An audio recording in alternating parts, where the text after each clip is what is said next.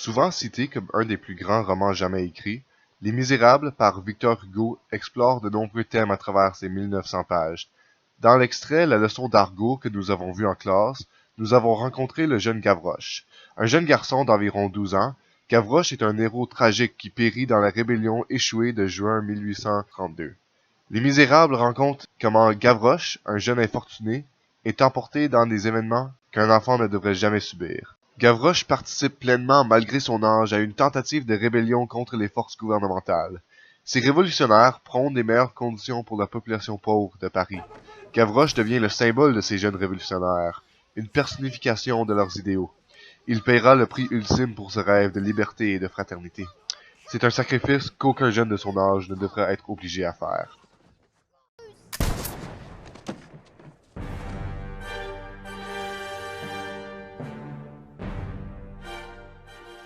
Dans l'extrait La leçon d'argot, Gavroche cherche à réconforter quelques autres gamins de la rue.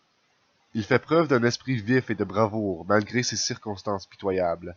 Il utilise son imagination et son penchant pour la langue populaire pour brièvement illuminer le monde sombre autour de lui.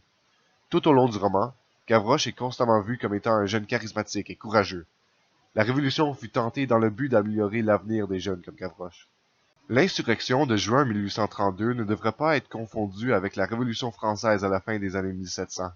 Cette insurrection fut beaucoup moins reconnue mondialement et dans l'histoire de la nation, mais Victor Hugo a rendu vivante cette révolution manquée dans la dernière partie de son roman Les Misérables. Il s'est inspiré en grande partie d'une expérience vécue. Il a été témoin accidentel d'une bataille à une des barricades lors de cette journée en 1832. Durant ce conflit et dans les années suivantes, Hugo s'est démontré comme étant un grand défendeur des valeurs libérales et de l'insurrection populaire de 1832.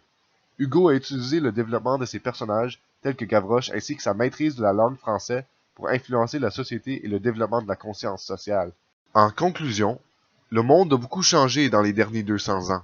La propagation de la démocratie, l'éducation universelle, l'accès aux services de santé et les lois gouvernant l'embauche des enfants ont grandement amélioré les conditions des enfants démunis.